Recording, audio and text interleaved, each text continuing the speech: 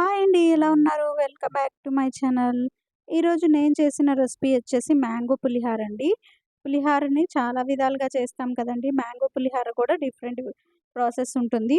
కొంతమంది తురిమి వేసుకుంటారు. కొంతమంది పీసెస్ లాగా వేసుకుంటారు. ఒక్కొక్కరికి ఒక్కొక్క టేస్ట్ ఉంటుంది కదండీ! నేను చేసిన ప్రొసీజర్ చూడాలంటే మీరు ఫుల్ వీడియో వాచ్ చేయండి. Before that please like the video and subscribe the channel. నేనైతే ఒక గ్లాస్ రైస్ తీసుకున్నానండి.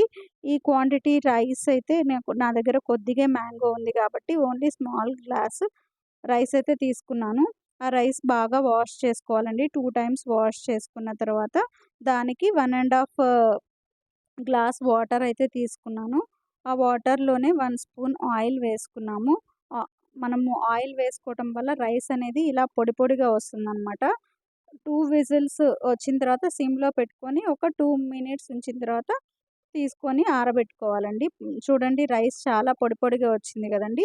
ఈ రైస్ ఒక బౌల్‌లోకి తీసుకొని దీంట్లో కూడా కొద్దిగా ఆయిల్ వేయండి. వేడి రైస్‌లో ఆయిల్ వేస్తే ఆ ఆయిల్ అనేది రైస్ అనేది అతుక్కోకుండా ఉంటుందనమాట.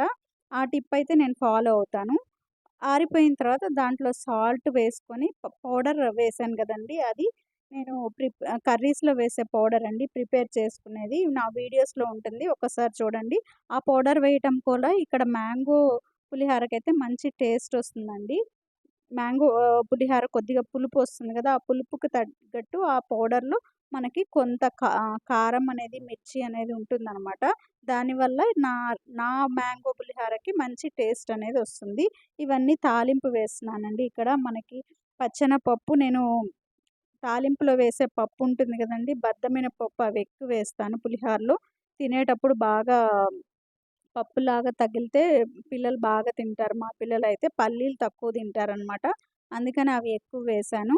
కరివేపాకు, ఎండుమిర్చి, పచ్చిమిర్చి ఇవన్నీ బాగా ఫ్రై అయిన తర్వాత కొద్దిగా జీడిపప్పు కూడా వేశానండి. ఇప్పుడు ఇది మనం ఆరిన తర్వాత దీంట్లో కలుపుకోవాలండి. దాని ముందు నేనిక్కడైతే మ్యాంగోని ఏమి ఆయిల్‌లో ఫ్రై చేయట్లేదండి. దాని టేస్ట్ అనేది చేంజ్ అవుతుంది.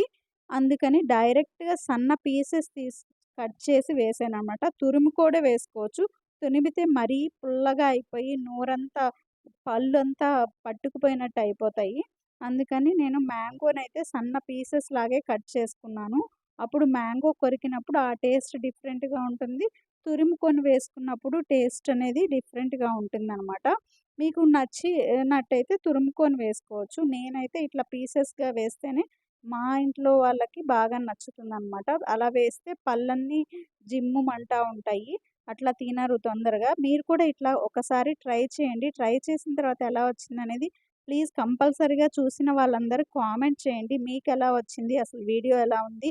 ఏమన్నా మిస్టేక్స్ ఉన్నాయనేది. Like the video and subscribe the channel.